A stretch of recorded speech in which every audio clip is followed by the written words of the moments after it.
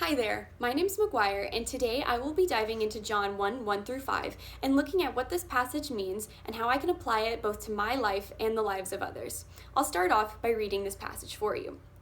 In the beginning was the Word, and the Word was with God, and the Word was God. He was in the beginning with God. All things were made through him, and without him was not anything made that was made. In him was life, and the life was the light of men. The light shines in the darkness, and the darkness has not overcome it. So the big question that comes out of looking at this passage is what or who exactly is this word that John is talking about?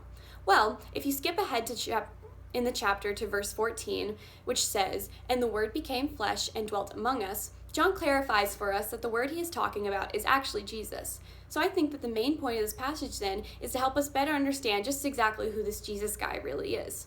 In the first two verses, John says that the Word, or Jesus, was in the beginning.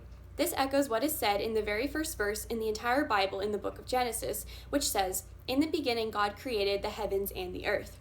So John is referencing this verse to explain to us that Jesus was there in the beginning with God when he created the heavens and the earth. The next verse further explains Jesus' role in the creation, as it says that the Word both was with God and was God.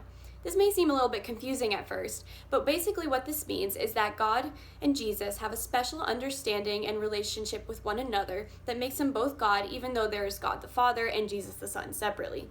So this means that Jesus wasn't just a bystander when the world was created, because Jesus is fully God and therefore also the creator of all things.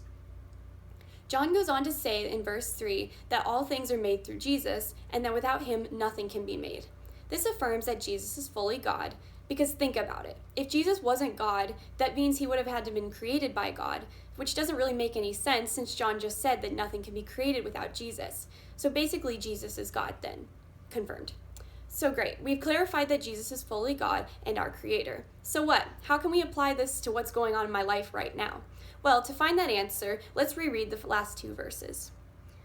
In him was life, and the life was the light of men. The light shines in the darkness, and the darkness has not overcome it. The big takeaway that I get from this passage that I can apply to my life is that Jesus, who is the creator God and sustainer of my life, and is also my Savior who gave his life for me, then I can fully trust him in all the trials that I face. It says in this passage that he is the light and life of all men, meaning that since he created me, he is in total control of my life, and that I can trust him to provide me with strength even when life gets hard. So no matter what struggles I'm going through, I can rely on Jesus to be the light in my darkness because he has already overcome the sin and darkness in my life.